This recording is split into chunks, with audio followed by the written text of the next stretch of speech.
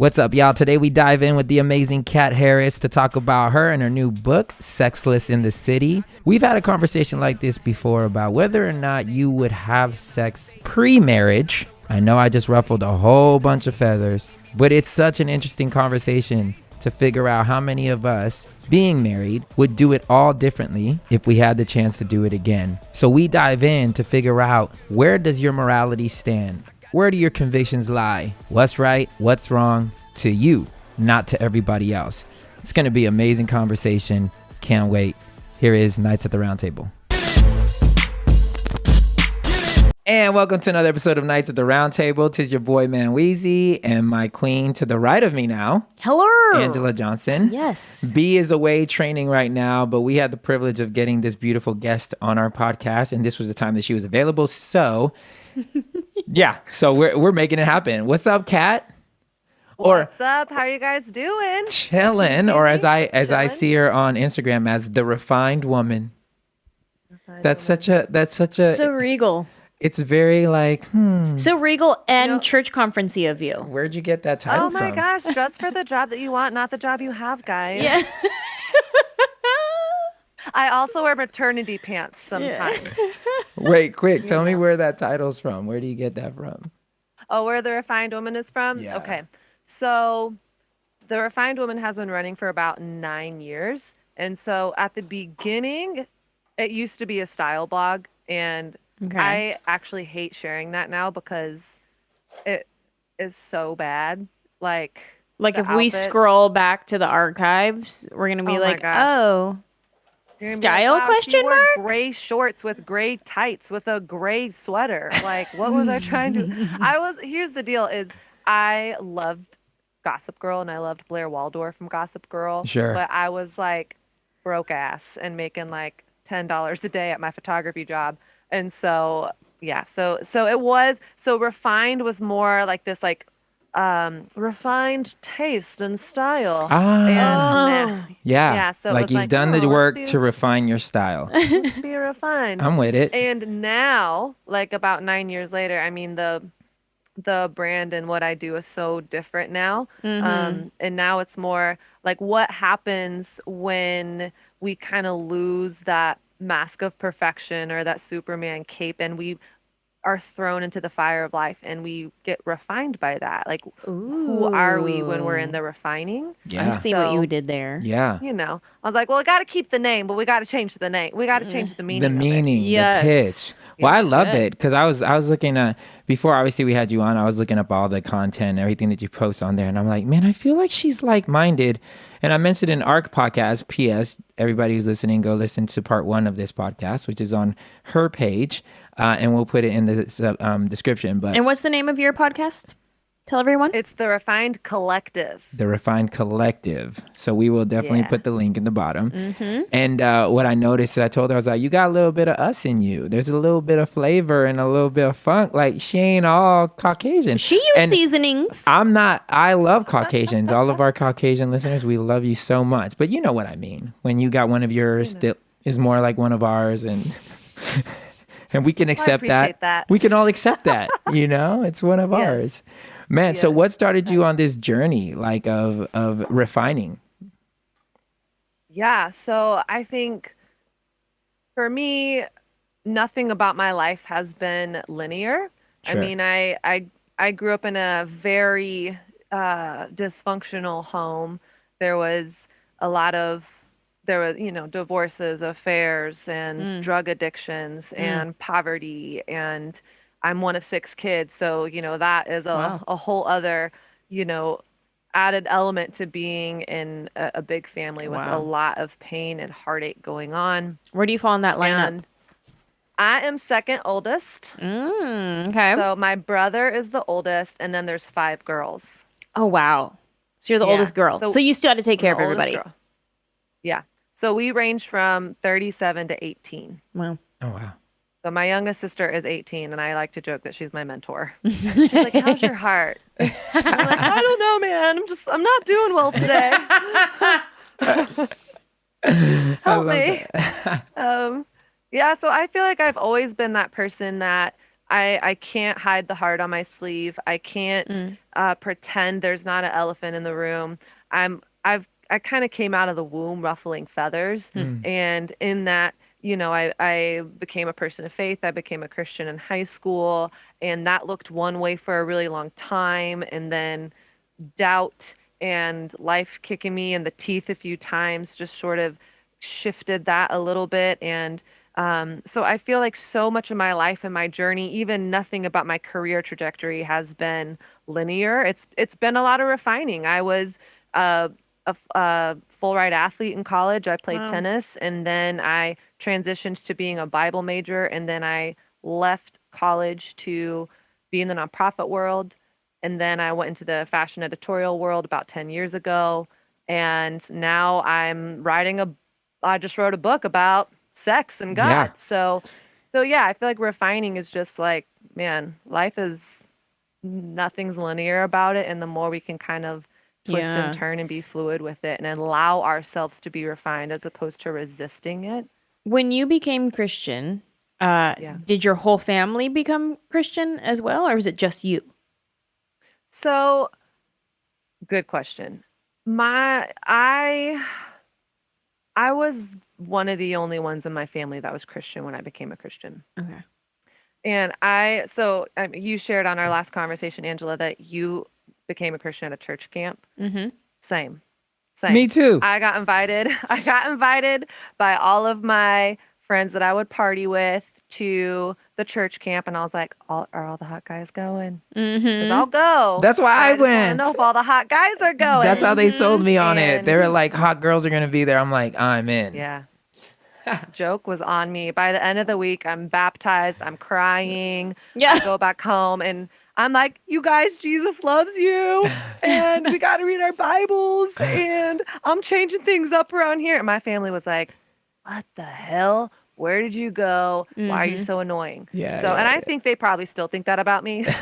So when why are you so loud? You quit tennis to do Bible major instead, was your family like pissed? Like, what are you doing? Yes. My family, I feel like I kind of walked out of their blessing on my life when I went, first when I got my belly button pierced in college and I got a tattoo. My mom was like, no, evil, Satan. So that was the first thing. And then honestly, for my family, walking away from tennis was less about a spiritual thing and more like, you've worked your whole freaking life for this. And the only way that I ever knew I was going to be able to go to college is if I got a full ride scholarship. And so I think it felt very weird to them that I left that to go to study the Bible. Yeah. So the It was like, Bible. so how are you going to make money though? Yeah. So for you in like, your Jesus. life, the Bible was like the bad boy boyfriend that you started dating, that your family was Totally. like, no, what are you doing? You've worked so hard and you're giving it all up for this guy. That's funny because my parents were the same way. Like I went to Bible college. Really? I had full rides to all the state schools because of my grades. And I decided to go to Bible college, and they were like, "What are you doing? You have to pay." Like they're a private college, so they don't accept a lot of state funding. So I got some scholarships, but I still had to pay to go there, and they couldn't, connect the two of why I wanted to go. And I was just like, "Mom, I want to learn more about Jesus. I gotta go where they're teaching Jesus." I gotta go. And it wasn't even that I was Are you planning glad on that you using did it. that? I'm super glad. I mean, I was never planning to use school. I only went because it was like, all right, Lord, you haven't got me signed yet, so I guess I need to go do something while I'm waiting for to get signed. And so I was like, well, I love learning about you. Let me just go to Bible college and we'll just learn some more about you. Oh, you're cute. Yeah, it's literally where I went. The whole time when I walked in the first day and I went to talk to my guy, the guy that's helping you sign up for school and decide your major. I was like, can you just give me a major where I'm not going to fall asleep? I just need whatever one that is the least likely for me to fall asleep in class. And they're like, are you not interested in anything? I was like, I'm going to be a musician. So this is just in between. So just give me something. Yeah. And they're like, you like TV? And I was like, I love TV. So communications. I was like, cool. I don't know what that is, but you can sign me up for all the communication classes And that's what I did. But my parents didn't understand until I got out of college and I put out some CDs, and then they fell in line, and my mom now is my biggest fan. But Look at that's, that. you Look at know, that full I, circle I moment. wanted to ask you something though, because I know you said that there was some, what was there a specific catalyst? Because here, you know, at Knight's Table, we're like we like being hella raw and as real as you can, but there is no Yeah. such thing as too real. So was there like an actual catalyst that took you from two things, from finding God, you know, and then second, from being so bold to write a book called Sexless in the City, you know, like, because those are just two very, you know, ain't Christians, if you're talking about sex, you're talking about it in the most Vanilla safest way way. that you can talk about it, because you don't want to not get in Lifeway Missionary or position Right. with the lights on. Right. Yeah. And don't even call it sex. Call it the hanky panky or something. yeah, call it the Lord's will. Yeah. But I want to know, because those are two, you know, very big steps in your life / career. So was there a catalyst for either or just one of them? Or? Man, I feel like there's definitely more. It feels like there was more of a catalyst of when I decided to write the book, because that was me completely changing the trajectory of my career. And I feel like becoming a Christian it was like I can look back and say, you know, God was working, but there was not this, I was this crazy teen.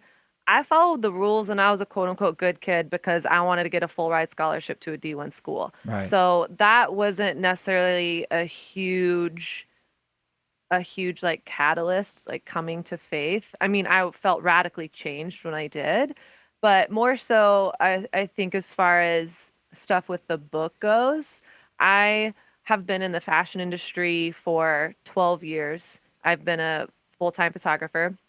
It's still my main squeeze. It still brings in about 70% of my income. I'm super grateful for it. Nice. And then I started this Refined Woman thing where it was a style blog, like I said. And then how it made me money was I would do brand consulting and social media strategy for different fashion houses and brands. And I was not even public about my faith. It wasn't even a part of the conversation until about 3 years ago. And I was going through my own personal journey of moving to New York and dating up a storm and figuring out, what do I believe about God and sex outside of this shame-filled purity culture narrative that I had been given my whole life that I never questioned until I started dating someone and was like, take my panties off. I want to have sex right now. So I was like, oh, it's like so easy to kind of preach this message of not having sex. And then I found when I was actually put in the position, Given the it opportunity. was much harder. Yeah. Given the opportunity, it was much harder to not have sex. And so I never talked about that publicly. It was just kind of more of a personal journey of what do I believe about God and sex. And then a couple years ago, I was on a podcast and she was like, oh, like, what's dating like in New York? And I told her, well, here's what's been going on in my life. I'm a virgin and I'm 30 and I don't really know what I believe about God and sex anymore. And I'm still choosing to abstain, but it's for completely different reasons now. Some have to do with my faith, but some have to do with science and neuroplasticity and deciding what I want in a relationship. And that podcast ended up kind of going viral. And then I started getting book offers and I was like, Wow.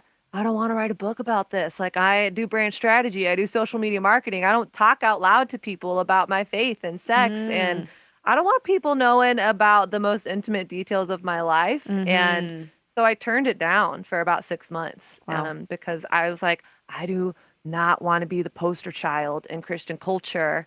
Like, we saw Josh Harris all those years ago. I was dating goodbye, and look how that worked out for him. Like, I don't want to step into that. Right. So it definitely felt like a huge pivot to embrace that publicly. And then writing the book is the hardest thing I've ever done in my life.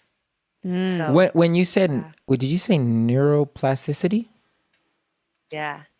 Tell me about that, Yeah. because that is a word I haven't heard yet, nor have we described sex in that way. So I'm very curious. What is that? Yeah, so well, neuroplasticity talks about is kind of the science behind our brains. And essentially, our brains are so smart. I feel like God designed this like amazing machine. And our brain is always looking for patterns and short circuits. Like, oh, this is what happens. So for example, I struggle with anxiety. Oh, I have a panic attack at church. And then my brain is like, oh, so that's what we do, right? We have panic attacks at church. So a neural pathway is created. It's like a bicycle pathway in your brain so that your brain doesn't have to think about here's what we do in this situation. This is just what we do. And so then every time you go to church, I'm having a panic attack. And the cool thing about what neuroplasticity teaches, which I wonder if in scripture this is what it means to take your thoughts captive, but neuroplasticity basically says you can teach an old dog new tricks. Just because you have patterns in your brains, beliefs, narratives, just because you've always struggled with being broke doesn't mean that's how it has to be. So it's really saying you literally can change the science and makeup of your brain by changing the narratives in your mind. Oh, So wow. so that like learning about that was super fascinating. And then when I talk about that in regards to sex, something that was super interesting to me when I was researching, because I was researching what do I believe about sex, and I was reading books by Jewish feminists and New York Times authors who aren't Christians, and also reading Christian stuff too. But it was the quote unquote secular or whatever you want to call it. It was the scientific research that I learned about sex that felt so compelling to me. One of them being there's a woman out there, Helen Fisher, and then there's also a therapist, Esther Perel. And Helen really talks about how there's no such thing as casual sex because the makeup of our brains and the hormones released and the neurotransmitters released, like dopamine, oxytocin, like oxytocin is that bonding agent that's released when you hold hands with someone and when a mother's breastfeeding her baby and they're looking at each other in the eyes. And then dopamine is that reward center, like, oh, you're in kindergarten, you raise your hand, you get a gold star when you're called on. And so then pretty soon you don't even know that you don't need the gold star to know you only talk when you raise your hand. And so the idea is that because of the bonding agents from dopamine and oxytocin, it really makes it pretty hard, some would say impossible, to experience more casual sex because the hormones in our body don't really allow for it. Wow. And I have more that I could say about it, but I can just we can sit there. I don't know if you guys have any thoughts about that. Man, well, I think when you talk about the neuroplasticity, that reminds me what came up to me was when I was a kid. I remembered my first ever stomach ache happened in my downstairs bathroom. And so that was in Kansas. And so for the rest of the time, which was 3 years that I lived in that house, I would not use the bathroom downstairs. Because in my mind, I thought, if I use the bathroom down there, I'm going to get a stomach ache. So I can't tell you how many fights I had of like, get out of the bathroom, I have to go. And people are like, just use the downstairs bathroom. And I'm like, I can't. I'm going to get a stomach ache.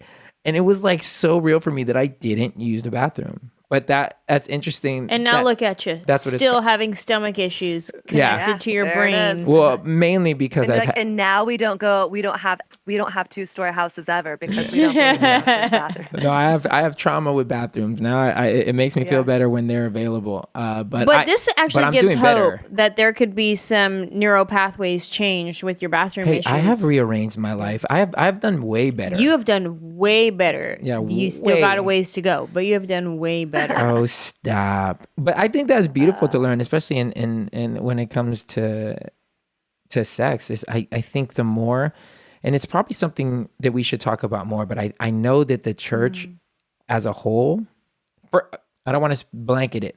Most of the church as a whole, when it comes to the Western church, views science as almost like the enemy of us. Yeah. Because science has tried so hard to disprove our religion, that we deem them as the bad guys. Because science means not faith. Correct. When if we just looked at science a little bit more open, we'd see that science proves our faith more than it does denounce our faith. We're just scared to walk down that road because we don't understand it. When we don't understand 100%. faith, we're allowed to not understand it because there's scriptures that tell us it's okay. You may not know it all. And there's a God that does know it all, and you can take comfort in not knowing it all. So we literally don't even try to know a quarter of what we should. Yeah. When science, the whole point of it is to attempt to know it all, knowing that there's a good chance that we won't, but it's in the striving. It's in the process that we discover ourselves, that we discover this globe that we live on, this solar system that we're in, suspended by nothing. It's interesting. So I'm always proud of a believer who dives into science for the simple fact that it takes a lot to overcome those thoughts. And then on top of that, we're going to talk about science of sex. Bruh, every time we talk about sex on this podcast, we get as real as possible because I before we did our first one, I was like, we're not allowed to use fake words. We're not using words like pee-pee or, whatever. Like, it's not. We're going to straight say exactly what we're meaning because we don't want to perpetuate the idea that sex is bad or that it's scary or that you should be afraid to talk about it openly and say exactly what you think. So in the last podcast that we did with you, I remember you were talking, we answered the question of if we had to wait and have sex again. If we had to wait when we got married again, would we have sex? And we did a podcast on it as well. And when we said it, we all sat and thought, and we were like, I think we would totally have sex before marriage again, because we realize on the other side of marriage how big of a part it plays when you are married. So what is this type of theme that runs through your book, or is there like a specific theme, or do you just kind of bounce around? Chapter 1 is science, chapter 2 is heart, chapter 3 is mind. You know what I'm saying? Or is there like a theme that's running through the whole thing? Yeah, no, that's such a good question. So it's kind of broken down into 3 parts. So we have deconstruction, reconstruction, and the practical. And so for me, I think what I realized in my own story is, you just want to know, so can I have the penis in the vagina or not? Yeah. And what about anal? Is that sex? Yeah. Is anal sex? And is it allowed? In my research, Peggy Orenstein she is like so amazing. She's a New York Times journalist, and she has a book called Girls and Sex and Boys and Sex. And it's 15 years of research in these 2 books. Wow. But she says that it's something like 6 times the amount of anal sex is 6 times higher for people who pledge abstinence. Wow. I fell into that. And the amount of STDs and unwanted or unexpected pregnancies is significantly higher in the culture of abstinence only teaching, and specifically in like evangelical circles. Wow. And so much of what I'm doing in this book is saying, let's identify. So we're doing a lot of neuroplasticity work here. Let's identify, what do I believe about my body? What do I believe about sex? What do I believe about sexuality? What do I believe about who I am as a woman, who I am as a man? And where did those beliefs come from? What did I learn about all of those things from home? What did I learn from culture? What did I learn from faith circles or religious institutions? Mm-hmm. What did I learn from my friends? And what do I believe right now? Yeah. And then from there, is that working for me? So it's the first part's all about the deconstruction. And I think, deconstruction is such a hot topic word right now. Mm-hmm. And I think we deconstruct, Richard Rohr talks about, the first, you deconstruct so that, I'm sorry, I said that wrong. Rohr talks about how the first half of your life is learning the rules, so then the second half you can kind of know which ones to break. Yeah. And so the second part is, let's reconstruct. Okay, so this is up until this point what I believed. Was it rooted in shame, fear, lack, scarcity, victim, external expectations, should? Well, then from what I know about who God is, that's out of alignment. Because I believe the invitation of God is to live a free from fear life, an abundant life, one that's rooted in wholeness and hope and possibility. So, how can I construct a healthy sexual ethic where I am able to stay connected to my values and who I am and my relationship with God without the shame? Yeah. Yes. And so then we reconstruct about, what do I believe about God? What do I believe about myself? What do I believe about my body? What does the Bible say?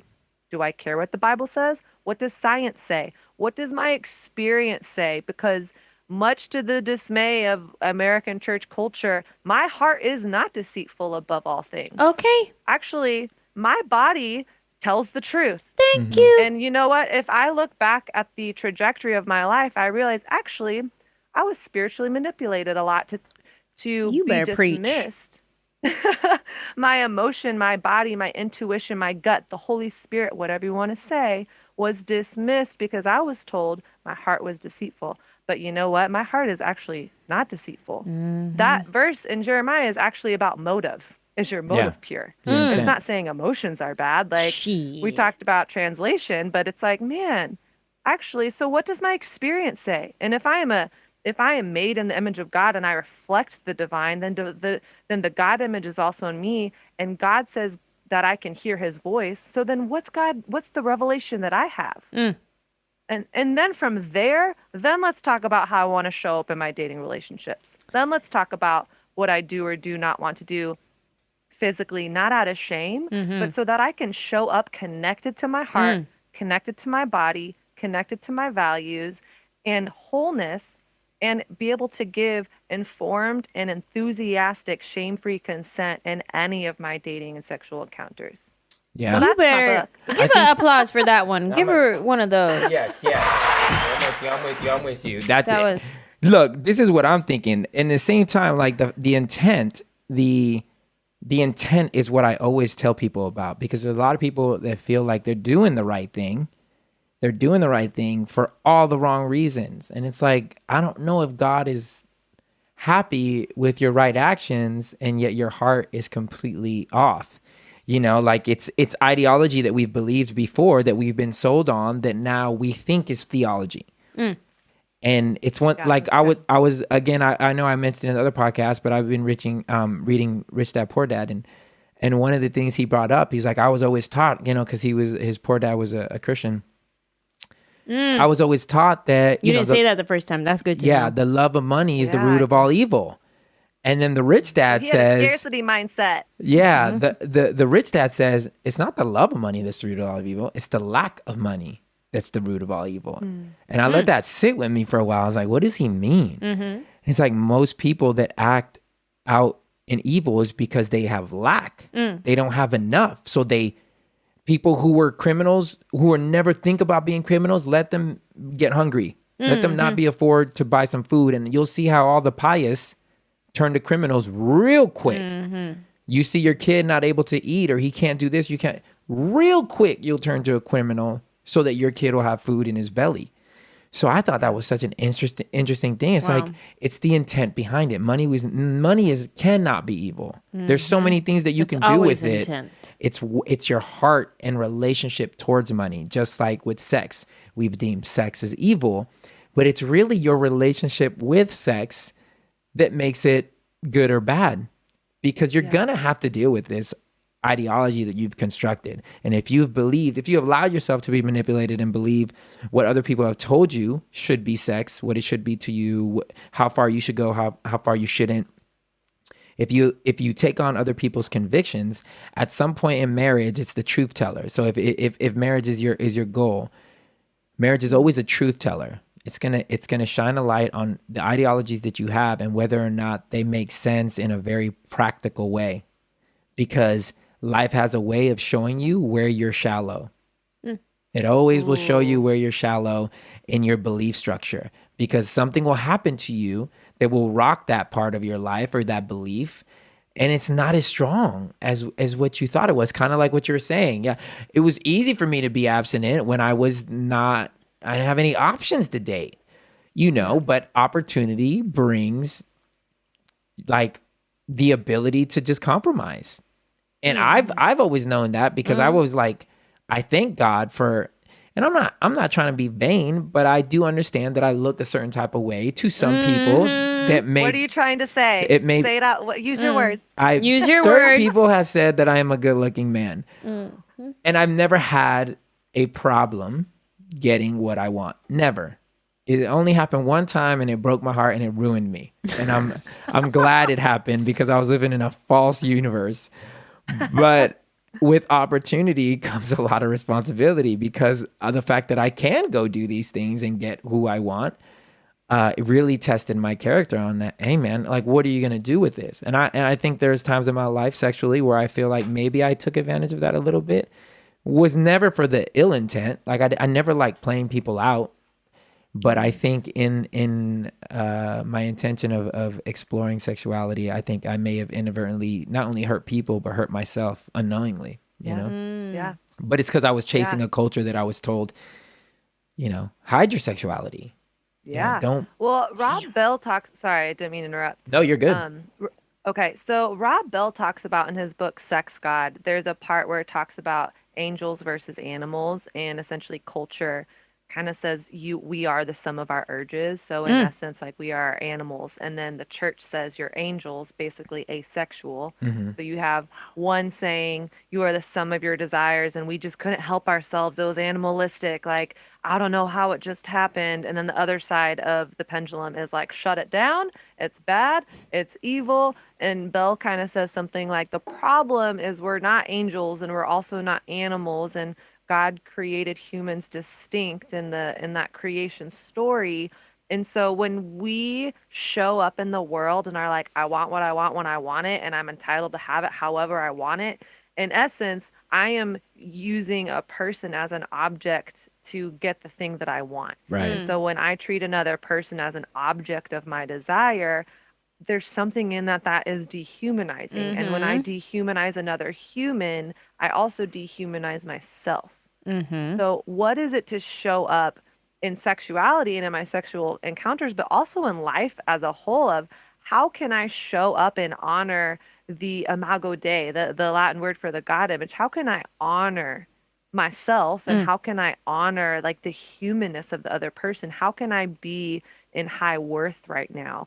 And sometimes that means saying, you know what, I want to hit it and quit it with this person. And maybe if there's mutual consent and enthusiastic consent, that feels like a good option. Yeah. But perhaps I say no to that something if that is going to, if I make that person an object in that transaction. And that we can talk even just, that's not even just sex. Like, we do that with, I used to call it with my Christian friends, we called it stay out till you make out. Like, we're so rebellious. We're going to go get wasted and make out with the guy at the bar. And then I was like, man, I'm totally using these guys. So how can I show up with honor? Like, so instead of what should I do or should I not do, I feel like should is so unhelpful because it does not acknowledge what I really want. Yeah. And only when I say, actually, what I really want is to do X right now. I really want to have sex right now. Well, then from there, I can decide from a holistic place, well, do I want to do that or not? And why? And is that in alignment or out of alignment with who I want to be? And that answer may be yes or no. I mean, I can't answer that. Even just hearing you say honor, like, I want to show up and honor myself. It's like, hearing it could be triggering because it's so Christian-easy to be like, honor your body, girls. Don't show cleavage. Honor your body. Honor yourself. And really, the flip side of that coin is I am honoring myself because I'm proud of the girls and I want to wear this top that kind of shows a little bit of cleave right here. So I am honoring who I am and my body, and I feel confident today, and I feel sexy today, and I feel all the things, and I am woman and all these things. Like, that is me showing up and honoring myself. So it's so interesting to hear just even honoring yourself in a different perspective. Yeah. I had a question. Well, go ahead. No, go ahead. I don't want you to lose your thought. Oh, well, I was about to open up a can of worms. Yeah, open them. I'll remember my question. Okay, remember your question. So in that, when we talk about honor, is it possible that the most honoring thing I could do to honor my body, honor my sexual desire in a way where I feel connected to myself, my body, God, is self-pleasure? Bitch, yes. You know, is it possible that part of me honoring myself is through masturbation? You know, I feel like that's such a, so yeah, I agree. Honor can be such a triggering word, but what does it mean to have a culture of honor? What does it mean to honor my intuition? Whether I'm told by the church, well, masturbation is a sin, or, you know, your heart is deceitful above all things. Well, actually, I want to honor my body and my experience. My body is telling me this is a no-go. So what if I honor that? So this may That's good. be Masturbation. That's good. This may be something then you may have already answered one of these questions, but this came up in my head when you were talking. So what are the top 3 things that you have learned about yourself in your sexual explorations? Not by not doing them, but when you actually went and did it, whether it's the hit it and quit it, whether it's the, you know, whatever, the panty guy, whatever, like what were the top 3 things that you learned about yourself that you probably wouldn't have learned if you would just been like, yeah, I'm just gonna pretend to be holy? I mean, I think one of the biggest things that I learned from a specific relationship that I had was, well, first, I went on a date with this guy who ended up being a guy that I dated for quite a while. And on our first date, I went home with him. And I had, you know, I was almost 30. I'd never done anything like that. I thought, oh my gosh, if you go back home with someone, that is a sin. I thought sleepovers, that's a sin. And so I went home with him the first night. There was no penis in the vagina, but it was, you know, everything else. All the loopholes. And that was all the loopholes. I was like a game of technicalities, mental gymnastics. Like, I wasn't technically naked because my underwear, this is a true story. I wouldn't let my underwear go off of my ankle. So I was like, I'm not naked. And then I would like go home at like 5 a.m., get a taxi cab back to Brooklyn. I'd be like, I didn't stay the night. Right. It's 5 a.m. Technicalities. Technicality. And so I think what I learned in that relationship was, first of all, I felt like the physical was really intimate and it was awesome. I mean, being skin to skin with someone, it's amazing. It's why they have skin time with babies, you know, like skin on skin, the oxytocin is released and there's something beautiful and intimate. But I think the most intimate moments that I experienced was the moment after we were physical. Was, oh, wow. It almost felt like the physical created space and held space for this emotional connection. And I remember one of them, it felt holy and sacred. We're laying in bed and you know, we didn't have sex, but we were naked and everything else. And the sacredness and beauty of being so close to someone, like shirts off, pants off, and you're just chatting, that felt really beautiful. And I think I always thought I would feel really guilty for that, and I didn't. So I kind of learned more. I think that was really kind of what triggered, I'm playing this rule game, but I wonder if there's this holistic vision to approach intimacy with. So maybe it's not about y equals mx plus b, but maybe intimacy is more robust than like, well, did he touch my butt? Yeah. Or did I touch his dick? Yeah. Or not? But like more opening my eyes to a more expansive version of what intimacy is. Wow. And then I think number 2, what I learned is that sexuality is way more than sex. So I think if sexuality were a book, physical intimacy would be one chapter. Right. And I read this book by Deborah Hirsch called Redeeming Sex. And she says our sexuality is the human desire that all humans have to connect outside of ourselves with lowercase o other. And our spirituality is the human desire to connect outside of ourselves with capital O other. And so kind of realizing, man, like sexuality is actually way more expansive than like one physical act, Wow. you know? And so I think especially in religious culture, we get so fixated on whether or not we're having sex. And then I think we put so much pressure on sex and relationship and for one person to meet all of our needs when what if sexuality like we're in our sexuality right now because we're collaborating with each other creating something new. That's what sex does. Sex makes babies. And so I'm in collaboration with you two and we're creating something new. So we are bringing our sexuality out right now to make something new. So I was two is that sexuality is bigger. Yeah, go ahead. I was just saying, I did a women's course where we talked about creativity being like at the core of sexuality, and just even practices like pleasure practice and things like that. And in everything that is created came from like sexuality, basically. And it's just such a bigger thought to think about than exactly what you said. Sex means penis, vagina. That's sexuality. Right. And then I wanted to ask you, you said like if this sexuality was a book, chapter 1 would be like, you know, physical intimacy, whatever. What would be some of the other chapters of that book, just to give like a visual of like all encompassing sexuality? Yeah. Oh, I think that's so good. So I think one of those chapters would be sensuality. And I think I used to think sensuality was, you know, candles dripping and satin nightgowns.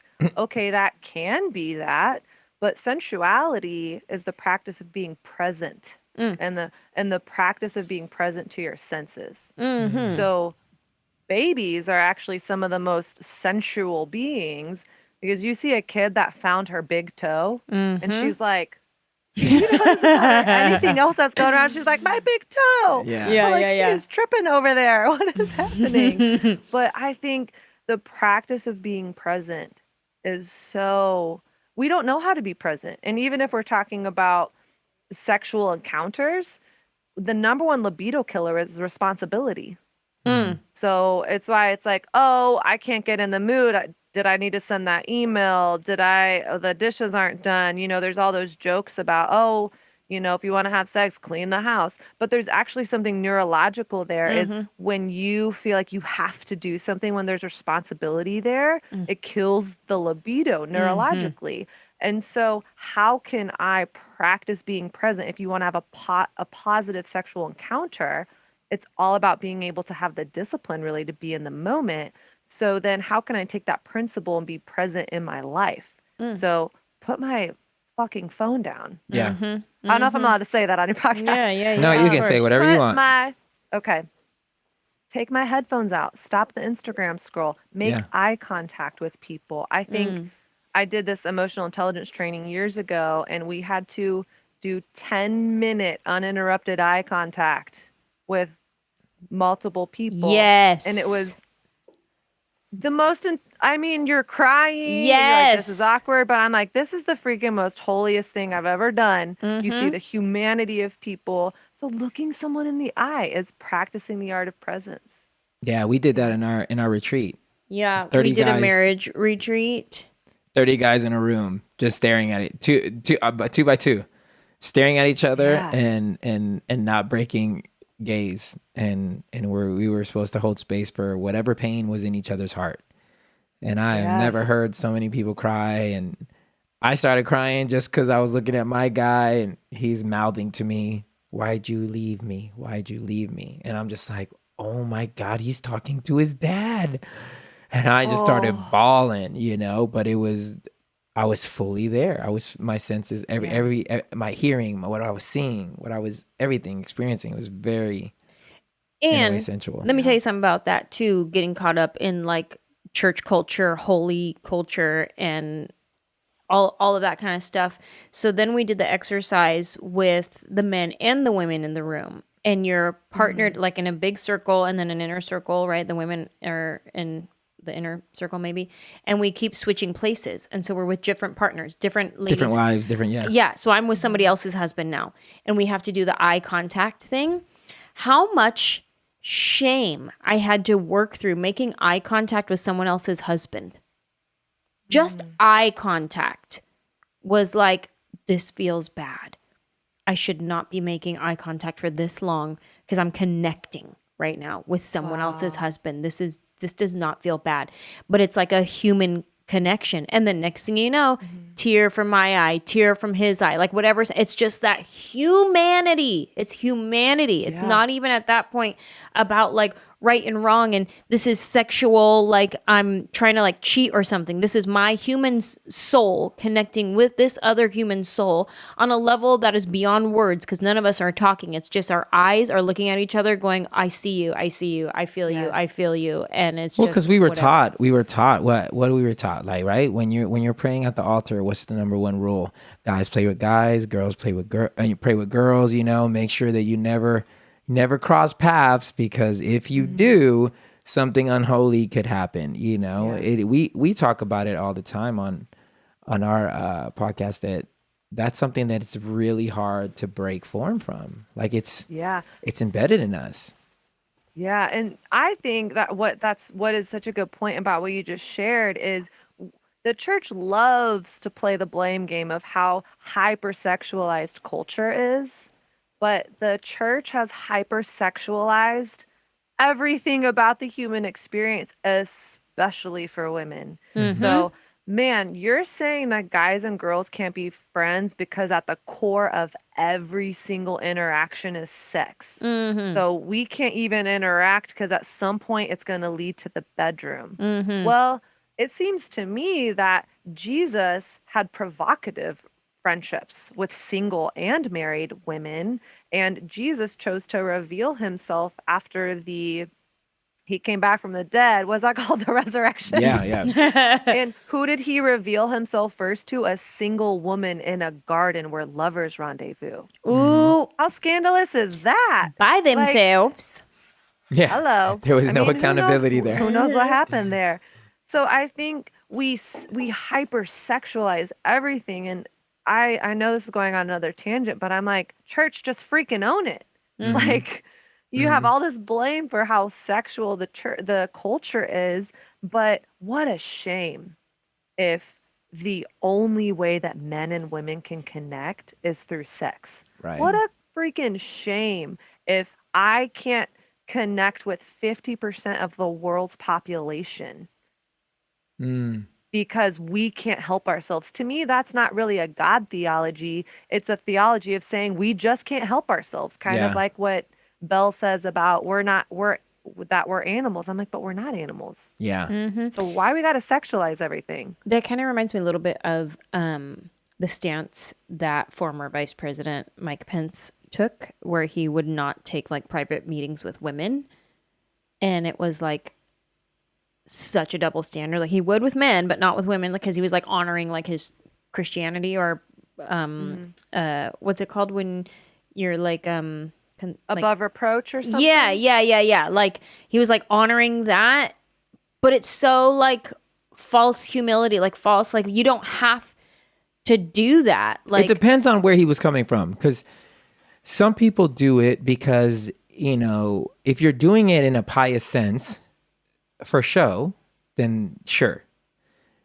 But if you know your demons, then it is honoring and it's very noble. You just can't come out and say, hey, last time I was sexualize alone, women, I so I really can't would do not. it. I want to smash, even though I'm the vice president. So if he knows his own demons, and if he knows if I'm alone with somebody, I'm gonna try to be cute. I'm gonna try to whatever. Sure, I guess. Then I commend him for doing that. I have a little bit of pushback. Let's hear it. Push it back, because I don't have anything to say. Because here's what happens in that is, first of all, do we have such a low view of men that we think men just can't help themselves? Do we have such a low view of the male species that we can say, oh man, you know what? We have to keep women out of the room, women out of decision-making rooms.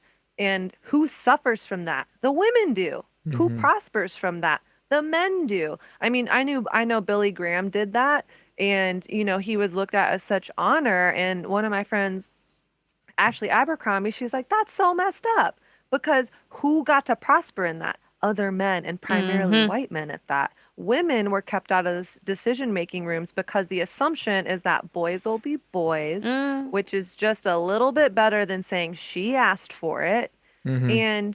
And so I feel like it's more on the guy. So yeah, if you're like, man, I do want to honor my wife and I'm having sexual attraction to this person, then let's keep the door open. Like I see that, but even in my own career outside of the church, I feel like my femininity has felt like a liability a lot. Yeah. Because I'm like, I'm just trying to network. I'm not trying to be a homewrecker. And all these guys are referring other photography jobs to each other because they're hanging out. Right. But I join the conversation and it's like, my wife this, my wife that. And I'm like, listen, no, I'm not interested in Right. you. I'm just trying to network like the rest of them because I'm trying to build a freaking business here. Yeah. And so, yeah, I do think if you're like, man, I really struggle with I'm attracted to this person. Yeah, let's honor that. And I would just really want to challenge, like, why does it have to be that way?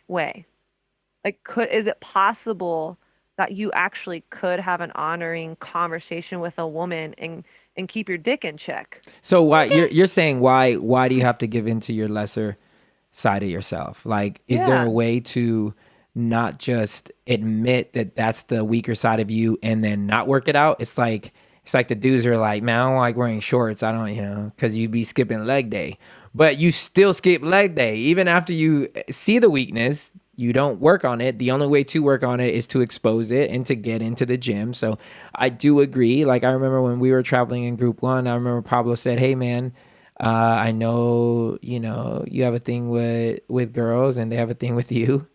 So if they come visit you in a hotel, leave the door open. I was like, great idea, bro. So anytime a girl would come visit me, this was at some point at the beginning, I didn't really have a lot of girls come visit me in hotel rooms, but when they did, after he told me that, I had to leave the door open. Yeah. So that everything was whatever. And I was like, man, just leaving the door open really does just kill all of the nasty vibes. Yeah. Because you're leading with keeping the you're leading with, I ain't trying to get what you think I may try to get if this door is closed, The door is open, so I'm already starting it off right. I mean, I hear that, and I think perhaps this is where like nuance enters the room, because I don't know how you feel, Angela, but I think especially with hello, my name's all Nuance. the Me Too. Like, hello. Hello. Thing on. I'm coming in. But especially with the Me Too movement, I as well feel like maybe I don't feel comfortable being in a room alone with you because are you going to abuse your power with me? And then I'm put in a situation that I don't want to be in. And so I'm not taking back what I just said, but I understand like wanting to have the door open or something like that. I think I question when women just aren't given access to being in a room because I'm a female and my body is so tempestuous to you that you've made me bad. Yeah. Because you can't uphold your sexual integrity. To me, I have a problem with that. And I used to just call things out, honestly. The problem extends even into where you were talking about, like, I'm not taking back what I just said. It's the same thing. If I'm in a room, like, are you going to be integral in this meeting right now? Talking like Me Too movement. It's the same question. Just men, be integral. Period. Or just be, look, I used to be really honest. Like, I remember there'd be times where like there's certain people that I was like super attracted to, and instead of fronting, like I was honest, and I'd be like, when we'd say let's hang out, and they'd be like, you can come over, you can whatever. There were some times where I'd be like, let's be honest, like I think you're fly, and I know this is gonna make me sound weak, but I think you're hella fly. And I think that, it's 10 o'clock. And I think if we were alone, there's for sure some things that I'm going to want to do to you. I don't think that I'm, sore on the eye. So I'm assuming you may want to reciprocate some stuff.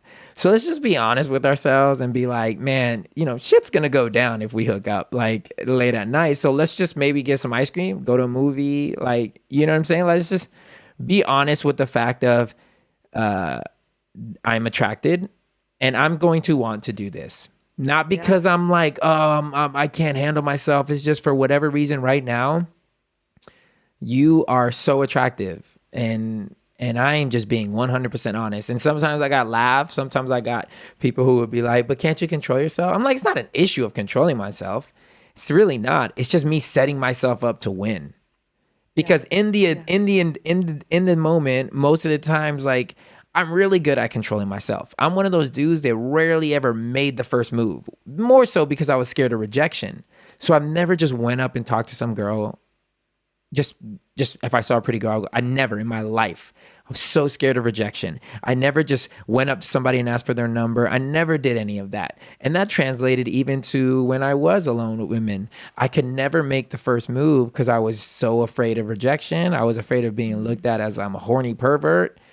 But one thing I couldn't do was stop the first move. So if the first move happened to me, I'm all in. It's like floodgates. It's like, Go time. You're good with it? Oh, I'm super good with it. So that's something I knew about myself. So I was like, look, I'm not worried about me doing the first move. But if you get cute and if you do anything towards me, I know for a fact I do not have the willpower to be like, no, I need you to get away from me. You know what I'm saying? So it was just me, for more so, is just hedging my bets. I think I can set myself up to succeed if I'm just blatantly honest where I'm at. I'm feeling you. Are you feeling me? Yeah, we're feeling each other. We want to do some stuff to each other. Let's just take it to the freaking ice cream shop. Let's just go whatever. Like, let's just identify what we want out of this so that we don't end up, because 9 times out of 10 in that scenario, the guy's going to get the blame for being like, you know, it's an unfair thing. The guy will get the blame for being sexual and being over. He should have protected it. He should have whatever. Yeah. I don't know. And I think when you share that, what I hear is you giving yourself the permission to acknowledge your desire. Yeah. As opposed to, well, I shouldn't want to do this. The most sticky situations that I've gotten into with men is the situations where I'm like, oh, I shouldn't want to do whatever. So I'm just not going to even acknowledge that. So then I put myself in the lion's den and I'm like, oops. Right. Always. That happened. Right. Always. Only when I'm able to acknowledge, hey, you know what? I'm really attracted to that guy that already has a girlfriend. Like, and that I do want us to flirt. I do want something to happen. Like, only when we're able to like remove the should or the shame around the desire in itself is not bad. Like, that's not a good or bad thing. It's just the desire is the desire. Yeah. And only when we're able to acknowledge the desire are we able to say, okay, so that's the desire. Now what do I want to do? Do I want to do that or not? If I don't want to do that, how can I set myself up for success? Which is so vital in marriage. Because most people, like, you know what I'm saying? Like, one thing I was going to say is I remember I was always taught, and I don't know if you were taught this, but when it came to accountability, you know, accountability is for men with men, women with women. You know what I'm saying? There's certain things that you shouldn't tell your significant other because she may not understand because she's not a guy. And I remember thinking about that, and I'm like, wait, but, you know, if this is going to be my wife, if she doesn't know everything about me and something comes out of me, she's going to not only be taken by surprise, but she's going to feel deceived. And it's not even like I was trying to deceive her. It was just I had so much shame around my imperfections that I didn't want her to see me as imperfect. So it was important for me when we were married, I was like, you know what? I need to invite my wife in on everything. The good, the bad, the attractions, the whatever it is that's going through my mind. I need to invite her into it so that she knows that I'm fully exposing myself here. Not because I want to be some asshole who, you know, who's attracted to so-and-so or so-and-so and so-and-so, but because I want to share my humanity with her. You know, hopefully her understanding that, you know, I'm wired as a human. The reason we even believe in this guy Jesus is because we're acknowledging that this humanity is not the best if we give in to every desire. But it's even worse if we don't admit those desires, because then you're never going to fully know me. You're never going to fully know what I struggle with, what I deal with. And once you can fully know me, then you can fully love me. And you can know, hey, my husband is not perfect. He has these little shadows and dark corners in his mind and his heart. But man, I love that dude. I love him in his imperfections. I love him because you know what? I acknowledge I have dark corners. I have shadows. And I need somebody to lay this on. I need to tell somebody all my darkness so that we can at least feel like, oh, we can come to the light with this. You promised to love me and for better or for worse. And if I uphold these things, then we can literally bring the worst into the light and speak them without shame, holding space for one another. And you'll see how quickly not only trust grows, but love grows, intimacy grows, sensuality, all that stuff grows. That's one of the beautiful things that we found. Such a good conversation. Yeah, queen. I have has like been a great. 2.5 minute warning. Yeah. You're good. No, This has I'm been great. so This has good. been so good. I'm so grateful that you were able to spend time. And like I said at the beginning of the podcast, we both jumped on each other's podcast. So we'll be posting her promos for our episode together, and then you'll know when we're gonna post this episode, so we can share each other's. And hopefully, you guys, the Knights fam, were blessed by Kat, and you'll check out all her stuff. Her book is coming out. When's your book coming out again? April 20. April 20, So, 420. So this will be As you should Get celebrate. a little, read my book. a little reading Get a little and herbals. toasty. I think this will be out before then, or I'll make sure. Yeah. I'll make sure that Yeah, this is out before then. I cannot wait to read your book. Yeah. That sounds amazing. Yeah, it's gonna be. Thank you. It's gonna be dope. So definitely check her Thank out, you. guys. I'll have all our info in the description, and we'll be sharing each other's info. Thank you so much, Kat. We have to do this Thank again you so much for having sure. me. I would love it. And I like finished as we my always wine. like to say on this podcast is, we pray you find a seat at the table, but if you don't, you are always welcome at ours. Cheers. Cheers. So good. Thank you, Kat. Cheers.